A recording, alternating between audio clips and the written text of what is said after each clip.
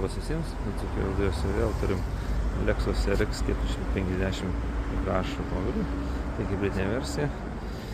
Įsimontavom Landirenzo dujų įrangą, viskas sumontuota kokybiškai, patikimai. Dujų reduktorius, filtras su atstojinik vadinamas.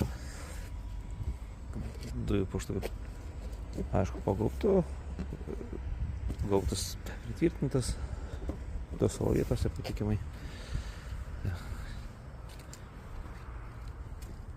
Gan dažnai šitas automobilis pasitaikantis pas mus. Dujų jungiklis montuojam štai šitoj vietoje, kliento pageidavimą. Atmintinė vairuotojai, garantijos knygelės. Į jį būtinai sumontuojame emuliatorių, kurio lygio, kad važiuojant dujomis nekirstų benzino rodiklį. Dujų užpildymas štai čia. Dujų balionas jame telpa nuo 52 iki 56 litrų.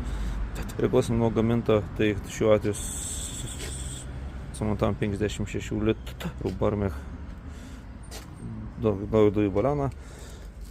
Truputėlį yra pakilę, bet nieko.